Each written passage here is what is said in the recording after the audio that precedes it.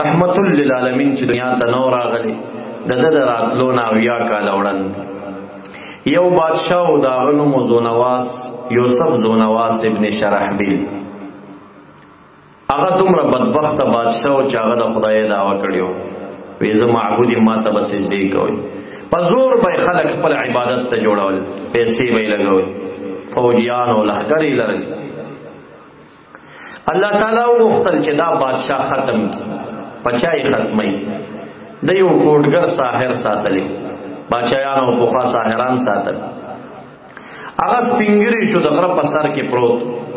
بادشاه ته یې وویل چې ما ته یو کس راکړه ماشوم ذکي هوښیاره چې زه ورته د سحر کوډ چل وښایم، نو که زه مړ شم ما به تا سره ملګری وي. بیا د یو خیر ماشوم یې ورته ورکوي، دا به سهار درځي او ماښام به راځي ده ته د سحر چل وښایم.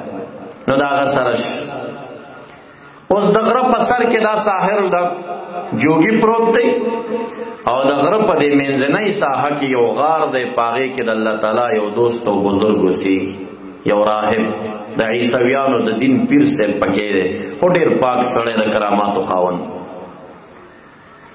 دا ماشوم چې په دې لاره تېرېږي ساحر ته ځي او بیا راځي. نو یوه ورځ د غار د خولې نه ورته دا پیر صاحب راووته او دا ماشوم یې کېنو.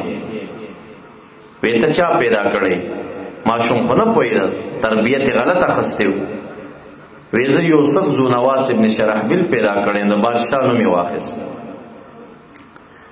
هغه پیر صاحب ورته نصیحت وکړ چې هغه چاته خالق او مالک او رازق ووایه چې کوم ستا او د بادشاه او د اسمان او د ځمکې خالق. دې خبرو په دې ماشوم اثر وکړ. ماشوم ایمان راوړه په ماشومتوب کې. د کور نه به سهار راغی د کوډګر په نوم چې هغه شاګردۍ ته ځم او دا ورځ به یې ټوله د خپل پیر صاحب سره تېره کړه تر مازدیګره. او مازدیګر به د غره سر ته لاړه، هغه ساحر ته به یې ځان وښود. ساحر به غوسه ولې ناوخته رالي؟ وی کور نه ناوخته راوتې. او چې ماخوستن به کور ته ناوخته لاړه، کور والا به غوسه ولې ناوخته رالي؟ وی بس هلته ساحر یې سار کړم. څوک یې نه خبره و چې ما په منځ کې یوه بله یارانه شروع کړې ده، د ساحر په ځای د یو کامل مکمل مرشد او بزرګ په لاس ورغلی. دا ورته پته نه وه خلکو ته. لږې شپې چې تېرې شوې دا ماشوم صحیح تربیت واخیسته. الله تعالی په ماشومتوب کې د ولایت په مقاماتو فیضیاب کا او د کراماتو خاوند یې وګرځه. په خاریه کې یو چارسرکه بازار دی، هلته یو اژدها راوتې ده. خلق ورته وایي ماشومه عبدالله بن تامر پلار یې کجورو تجارو، عبدالله بن تامر نامه. یا عبدالله تا خو د ساحر ډېره شاګردي وکړه، څه دم درځي چې اوس دا اژدها پې مړه کړي؟ نو دی راغی ودرېده دعا کوي چې الله زه خو ساحر تاسې لږ لږ تلی یم، زه خو د یو بزرګ شاګردي ما کړې ده.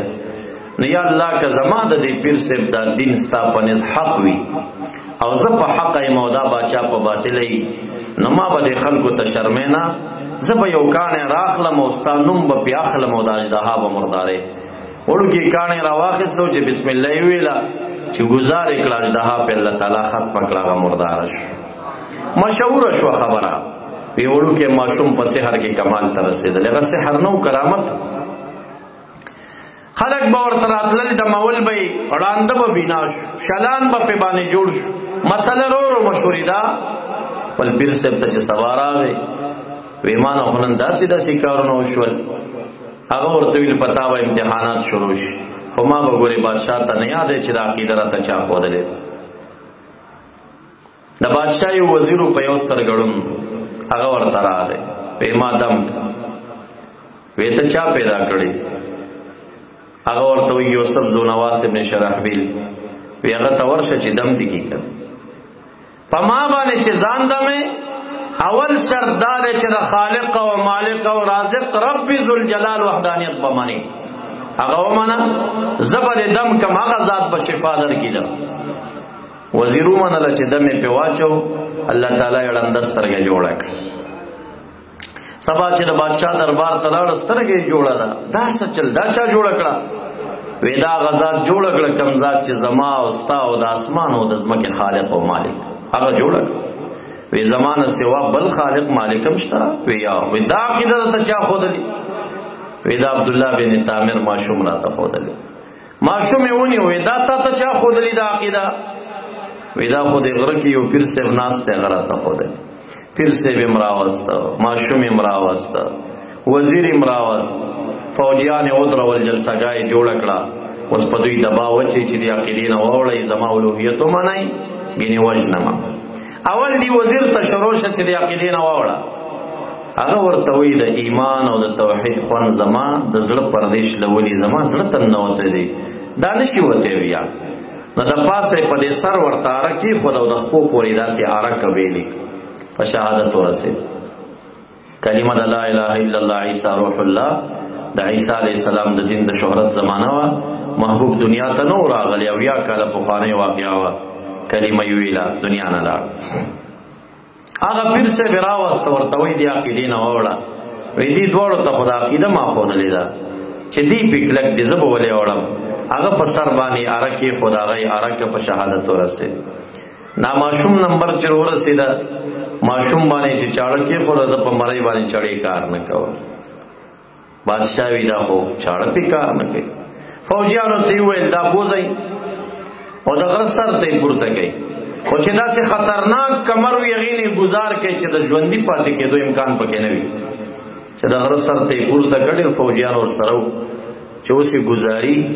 نو ماشوم دعا شروع کړه، وی یا الله که زما د پیر صاحب دا دین ستا په نسب په حق دی او زه په حق یم، او دا بادشاه چې دا خدای دعوی کړي دا په باطل دی، یا الله ما دوی ته مشر موا، ما ته نجات راکو، ما دوی نه خلاص کا. رحمت للعالمین مبارک حدیث د مسلم شریف دی، دویم جلد کې ذکر دی. مبارک فرمایي وی الله تعالی په دې غره باندې زلزله راوسته، او داسې شدیده زلزله وه چې د دې غره د پاسه نه څومره فوجیان کافر راغلي و، دا لاندې ګزار شو. ماشوم روغ رمټ ته نه واپس کلي ته راغی. چې کلي ته راورسېده، بادشاه بیا ولیده، غوسه شه. فوجیان راجمع کړل، وی دا کشتۍ کې سور کوي، دریاب کې چې داسې ګرداب ځای راشي چې کوم ځای کې اوبه تاویږي، هلته یې وروغورځوئ ډوپۍ چې دنه خو خلاص شو. بیا یې ورسره ډېر فوجیان سواره کړل. چې کشتۍ ورسېده هغه ځای ته، د بیا دعا شروع کړه، یا الله که زما د دې پیر صاحب دین او زما دین ستا په نسب په حق ی، او دا بادشاه په باطلۍ، ما مشر ما وایه الله ما ته نجات راکا. بیا طوفان راغی، داسې طوفان راغی چې د دې کشتۍ دا تختې ماتې کړي، او چې څومره فوجیانو دا په سیند لاهو شو. وړوکی ماشوم په یوه تخته باندې غاړې ته روغ رمټ راووت، هغه بیا بچ.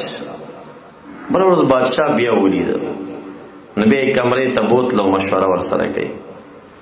وی تا خو زه د فوجیانو نه خلاص کړم، چاړه در باندې کار نه کوي. چې فوجیان در سره لیږم ټول دې څه په کمر وغورځول او څه دې چې دی په سیند لاهو کړل.